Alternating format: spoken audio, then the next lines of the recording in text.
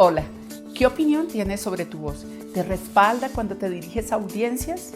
¿Te gusta su sonido cuando lo escuchas, por ejemplo, en los mensajes de voz de tu celular? Es desconcertante la cantidad de personas que no les gusta su voz. A ellos se unen quejas como: me ahogo cuando estoy hablando, si duro mucho tiempo hablando, siento que se me fatiga y me duele. Otras personas dicen: mire, soy tan monótono que duermo hasta mi propia mamá. Y algunos me dicen: mira, hablo muy pasito, la voz no me da. O lo contrario, cuando hablo parezco regañando.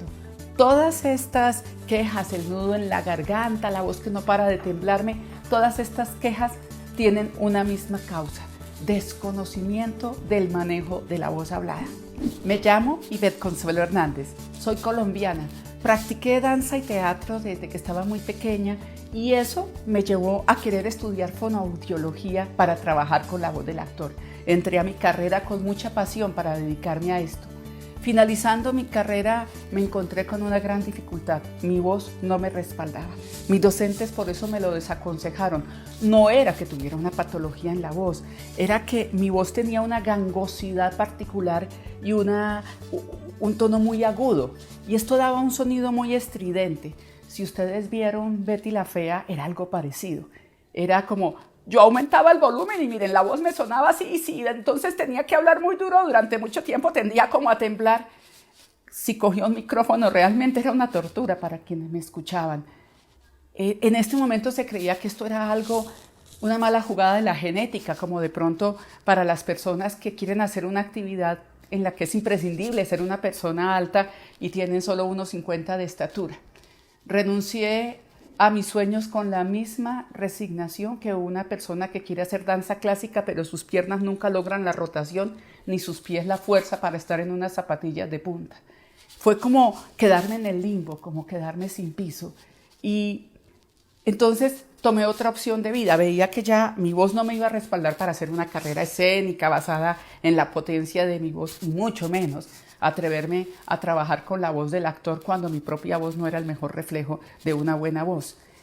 Y como me había destacado en neurología, me fui a trabajar en la parte clínica durante 12 años, prácticamente 12 años en los que trabajé con pacientes que tenían pérdida del lenguaje, graves trastornos para comunicarse debido a lesiones neurológicas que a veces eran desde su nacimiento o que eran producto de un accidente, por ejemplo, después de un accidente de tránsito o un accidente cerebrovascular como trombosis, aneurismas.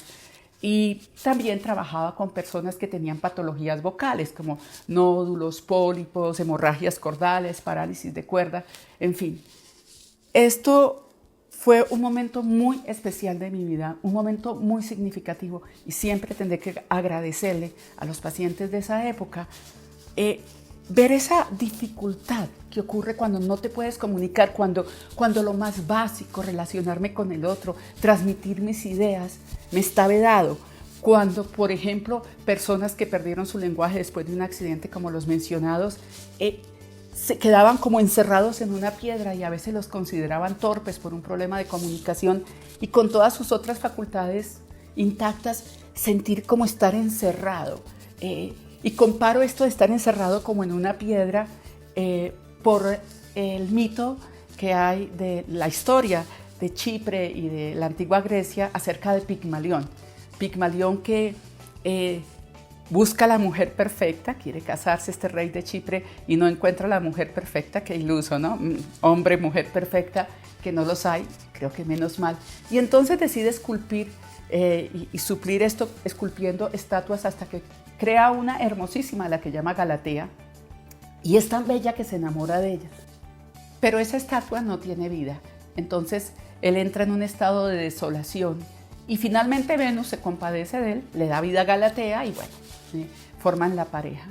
Nos llaman Pigmalión a las personas que de alguna manera queremos influir positivamente sobre otra persona. También hay Pigmaliones negativos que influyen negativamente. Las personas que queremos ser una influencia para otros para que logren vitalidad en áreas de su vida. El empezar a ver cómo los pacientes, cuando recuperaban su lenguaje o algo de sus facultades lingüísticas para poder comunicar, era como que la vida les florecía, fue para mí muy inspirador. Y un día, a propósito de pacientes, uno fue mi propio Pigmalión.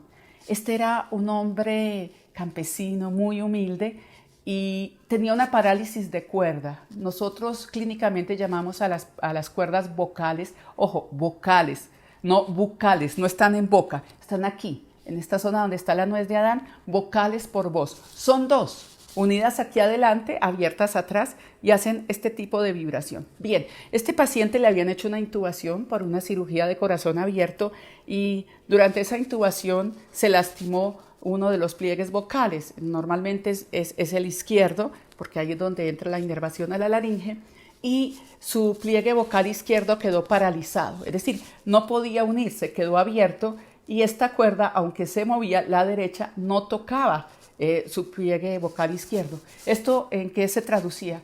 El paciente estaba totalmente áfono, dicho en términos populares, mudo.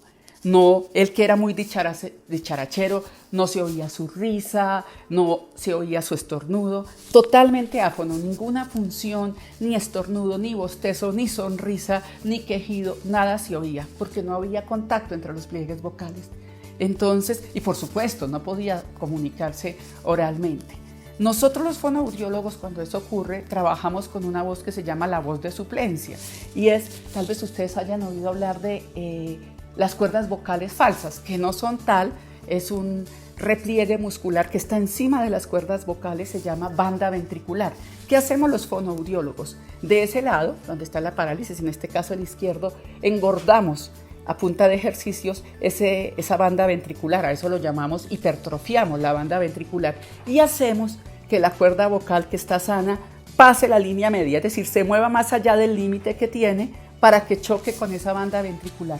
Eso produce una voz que llamamos voces de suplencia y esta voz es una voz un poco agudizada, estrecha, un poco rasposa, pero miren, muchas personas que no cuidan su voz y han hecho esfuerzos vocales inadecuados usan ese tipo de voz, así que es una voz muy funcional, es una voz muy buena para él. Fue emocionante volver a oír su risa, volver a echar chistes como le encantaba, comunicarse totalmente después de que esto le estaba impedido. Y en esa grabación final que hacemos para dejar constancia de lo que se trabajó con el paciente dice lo siguiente: ¿quién va a creer que tengo una cuerda vocal dañada? Mi voz suena como normal. Esto hizo un clic en mí y dije, ¡hey! Si las técnicas fonoaudiológicas sirven para que una voz patológica suene como normal, las técnicas fonoaudiológicas tienen que servir para que una voz que es considerada fea suene armónicamente y hasta hermosa, y tengo que descubrirlo. En ese momento empiezo a hacer mezclas de lo que tenía dentro de mis conocimientos de teatro y voz, y empiezo a darme cuenta que la voz tendría que ser respaldada por un cuerpo. Empiezo a trabajar, a hacer esa mezcla y me doy cuenta que es insuficiente. Decido renunciar a la vergüenza, a la impotencia de tener una voz incorregiblemente fea y buscar cómo trabajar mi voz. Doy el salto y decido dejar atrás 12 años de trabajo clínico y dedicarme a explorar esa nueva área. ¿Qué tal si mezclando el teatro con la oratoria? Porque entonces me doy cuenta que para uno lograr también que la voz tenga mejor respaldo, se requieren discursos vivaces. Así que tomo algunas técnicas de oratoria, entro también a una escuela de locución, de una de las mejores que hubo aquí en Bogotá, y empiezo allí a hacer cursos de radionovela, talleres de lectura interpretativa, talleres de lectura de noticias, talleres de voz comercial, no con el deseo de ser locutor, profesión que respeto y valoro mucho y en la que me apoyo, sino con el deseo de encontrar en esa mezcla qué más se necesitaba. Obviamente todo esto guiado bajo las técnicas fisiológicas que aprendemos en fonoaudiología, pero tomándome ciertos riesgos como los que da el teatro. Y en ese momento son años oscuros porque muy pocas personas, por no decir ninguna, creían lo que estaba haciéndome. Además, llegaban profetas del desastre. ¿Qué es lo que estás haciendo? O sea, ¿cómo haces esa mezcla? De hecho, alguna vez me dijo una persona de mi carrera, no mereces llamarte fonoaudióloga, ¿cómo haces esa mezcla con el teatro que estás haciendo tú? Y empiezo realmente a perder el ánimo, a pensar, estoy equivocada, y aunque me respaldaba en momentos espirituales que me daban como el ánimo, la situación empieza a debilitarme, y un día encuentro un libro, no, creo que el libro me encuentra a mí, un libro del autor Robert Kriegel que se llama Tenga éxito en los negocios sin matarse en el intento, y allí en la introducción el autor dice, ¿qué es creatividad cuando todo está creado? Y él responde, hacer la mezcla que nadie ha hecho. Y él también propone, a veces no te corresponde jugar en esa cancha, sino crear otra cancha y otras reglas de juego. Y digo, bueno, voy a seguir. Y aunque por momentos fue complicado, como el perseverar empieza a dar resultados. Y empiezo a notar una apertura en mi voz y empiezo a notar una conquista en mis resonadores, en la forma de usarla, empiezo a disfrutarla y digo, ¡hey! Esto está funcionando. Y a esa altura daba clases a actores que me apoyaron muchísimo en la Academia Charlotte y empiezo a trabajar con estos chicos y con ellos a encontrar elementos como los que yo había tenido y ayudarlos a superar. Y en ese momento me hago mi segunda meta, mi primera meta cuando digo la fonoaudiología puede servir para que una voz normal suene armónica y hasta bella. La segunda meta surge en este momento. Digo, bueno, llevo 14 años, a esa altura llevaba 14 años, con unos riesgos que nadie debe correr, no arriesgarse hasta el punto de nódulos. Voy a crear con esto que he encontrado, con esta mezcla entre la fonoaudiología, la oratoria, las técnicas periodísticas, las técnicas de locución y de actuación, voy a crear una metodología que sea rápida, práctica, sobre todo segura por los principios fisiológicos y que las personas la puedan aplicar y aprender a disfrutar de su voz. A esto me dedico, surge mi empresa con todo esto, personas que se unen en esa aventura. Y hemos ido conquistando elementos maravillosos en la comunicación oral. Y ahora, mi tercer reto, mi gran motivación, eres tú, que te encuentras hoy conmigo en el consultorio de la voz. Mi compromiso es crear un portal seguro y confiable, en donde estaré realizando publicaciones, tips, ejercicios, herramientas, invitando a personas que han hecho conquistas grandes y pequeñas, todas son válidas, en el campo de la voz hablada. También aquí tú podrás hacer consultas acerca de lo que pasa o sientes con tu voz. Desde que esté a mi alcance, te resolveré esas dudas y te orientaré desde este medio. O podré decirte, mira, consulta con este y este especialista para asegurar que no vaya a ser maltratada tu voz o desorientada. ¿Cuál es el objetivo mayor? Potenciar tu voz y con ella tus habilidades de comunicación oral, tu seguridad, tu liderazgo, para que logres establecer relaciones de más calidad e incrementar tus posibilidades laborales y sociales. Cierro nuestro primer encuentro con una recomendación, la verdad, una súplica. Si estás censurando tu voz, si la estás menospreciando, deja de hacerlo.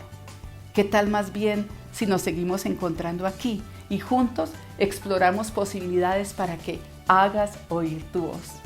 Si esta iniciativa te gusta y le das un valioso me gusta, a nosotros sí que nos gusta. Así que síguenos en las redes, suscríbete a este canal. Si crees y consideras que este video le puede servir a otra persona, remíteselo también.